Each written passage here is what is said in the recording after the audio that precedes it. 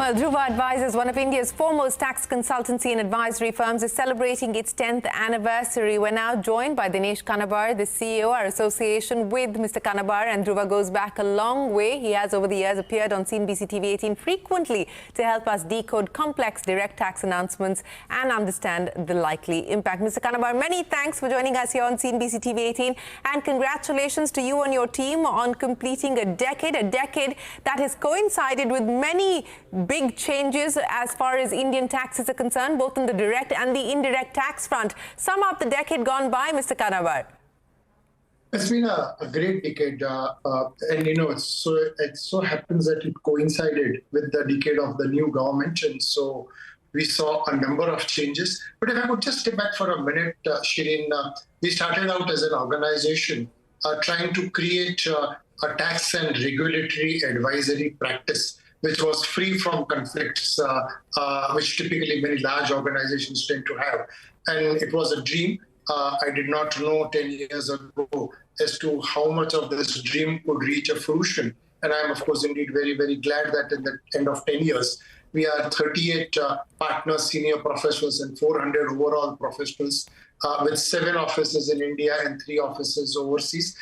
It's been a delightful journey, a journey where we have worked on some of the largest matters with clients, be it mergers, be it cross-border evolution, be it tax litigation, succession planning, working with the government on the advocacy matters and the like. So it's been a very, very satisfying journey, and I'm really thankful to CNBC for being sort of a partner with us in this journey, Shireen.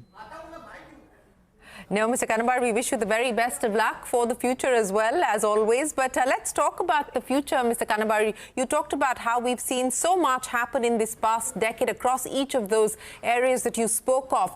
What are you now anticipating in terms of the next big wave of changes? Starting, of course, with the budget. We're on the cusp of consultations, and the budget, of course, will be announced on the 1st of February. And overall of direct taxes has been promised by the Finance Minister. What's the expectation? And there's a huge amount of expectation, and rightly so. If you step back, Shireen, and reflect as to what are those 2 or 3 things which can really get India into that ease of doing business mode. The World Bank Index of Ease of Doing Business has been abolished. It's no longer being published annually. But what pushed India down was really taxes and nothing else. And the question is, what can the government do? And the first and foremost is, how do we put litigation behind?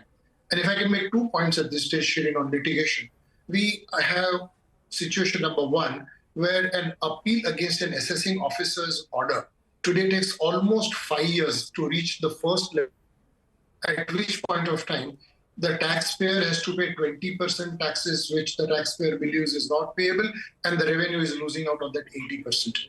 And that apart, if everything gets litigated all the way to Supreme Court, if the stakes involved are more than 5 crores of rupees, then we are looking at a 15-year journey before you can find a resolution. Now, I know that this is not peculiar only to taxes, but the reality of the matter is that you cannot have a situation where a litigation starts today and you see a resolution after 15 years, and then at times after 15 years you have a retrospective amendment and roll back that retrospective amendment. Mercifully, we have gone out of that stage of retrospective amendment. The 15-year is too long a time. So what is that mechanism that the government can put in place to help a speedier resolution of disputes? And that's been an active consultation. We have had several discussions with the Finance Minister, with the Revenue Secretary. Lots of thoughts have been provided, and I'm hoping that some of these are really put into place.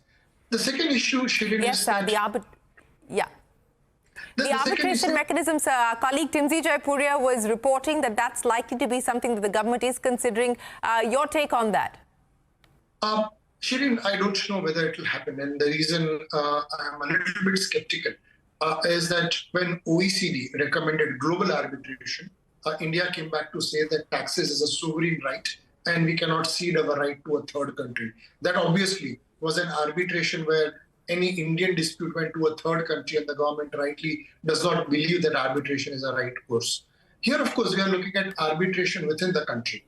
And the question is that can there be an arbitration? In fact, rather than an arbitration, Shireen, I would call it a settlement mechanism. And I can give you a very concrete example. You are famous, and you and I have chatted a lot on the Vodafone controversy in India. Around the same time that the Vodafone controversy happened in India, there was a similar controversy in UK with regard to an acquisition that they had made in the Europe. And there was a demand raise of about £4 billion, and it was settled for £1.5 billion, where both sides came back to say, we don't know where this is going, how long will it take, what cost will it entail, and why don't we settle down? Now, that's the most pragmatic way. And we have actually tabled some of the papers to the government on how we could implement it. Also, in the direct taxes code, which was drafted earlier, there are several mechanisms which are provided. It'll be very, very interesting to see where this goes.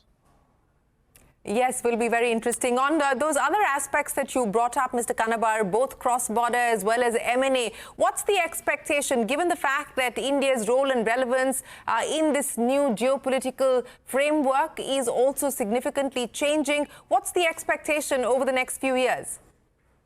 On the M&A side, really, the way the law is drafted, probably it leaves a lot to interpretation. And the funny part, Shirin, is that sometimes when you go back to the government and you say that here is an interpretation of the law. Is this what you intend? And the answer is no. Could you please clarify? And those clarifications have not been forthcoming. And my recent interactions give me a lot of hope that we are indeed being heard. I can give you just one very simple example, Shirin, without making it complicated. If you are looking at a listed security and you acquire, say, 30% of a listed company, then you are obliged to make an open offer. And that open offer is open for a period of time. And only after the open offer is done, that you can consummate the transaction. Now, between the point of time that you transacted by the 30% and you actually consummate the transaction, a period of 4 or 5 months has gone by which point of time the share prices have moved very considerably. And a literal interpretation of the law would make a person who has acquired the shares liable to tax if the price has moved up in the meantime. Now, is that the intention? The answer is no. This is an anti-abuse law. So there are a lot of clarifications which are required. These are not disputes. This is not where a taxpayer is seeking a concession. What we are seeking is can things be clarified so that we don't have litigation. Well, Mr. Kanabar, we wish you the very best of luck, sir. And of course, we will look forward to having many more conversations with you as we approach the budget and, of course, the big day itself. But congratulations once again on a decade to you and your team at Dhruva. And we wish you the very best of luck for the future. Thank you, Dinesh Kanabar there of Dhruva Advisors. We are going to take a break here on Business 360, but don't go anywhere. The news continues right here on CNBC-TV18. We're back in a moment with more.